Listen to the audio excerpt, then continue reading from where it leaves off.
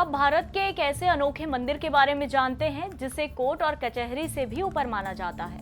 एक ऐसा दरबार जहां कोई वकील नहीं होता, कोई गवाह नहीं होता, लेकिन इंसाफ 100% सच्चा होता है।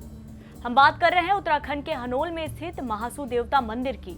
कलयुग के इस जीवित कोर्ट का एक ऐसा नियम भी है कि देश के राष्ट्रपति भवन से भी यहाँ हर साल एक खास चीज भेजी जाती है।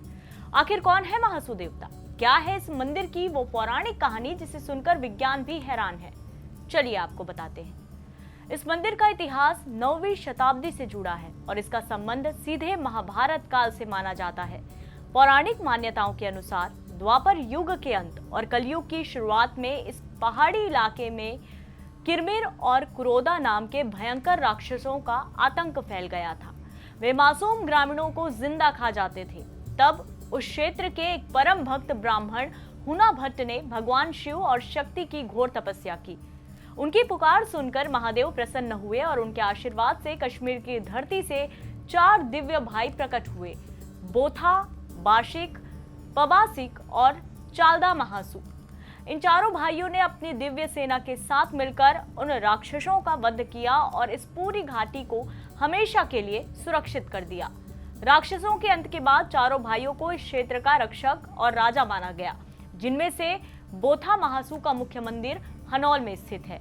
स्थानीय लोग इन्हें सिर्फ भगवान नहीं बल्कि अपना न्याय का देवता भी मानते हैं। यहाँ की सबसे बड़ी मान्यता यह है कि अगर किसी के साथ अन्याय हुआ हो, जमीन का विवाद हो या चोरी हुई हो, तो वे अदालत जाने की बजाय महासू देवता के शरण में आता है।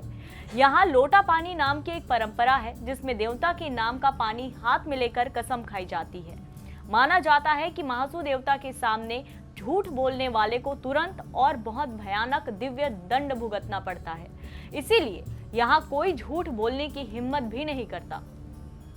अब बात करते हैं उस रहस्य की जो देश के सबसे बड़े भवन से जुड़ा है। भारत के आजाद होने के बाद से ही एक अनोखी परंपरा चली आ रही है कि भारत के राष्ट्रपति भवन से इस मंदिर के लिए नमक भेंट में भेजा जाता है। इसके पीछे मान्यता है कि ऐसा करने से पूरे देश में सुख, शांति और न्याय व्यवस्था बनी रहती है। यही नहीं, इस मंदिर के आंगन में कुछ भारी गोल पत्थर भी रखे हुए हैं। कहा जाता है कि ये पत्थर महाभारत काल के महाबली भीम के व्यायाम करने के पत्थर थे।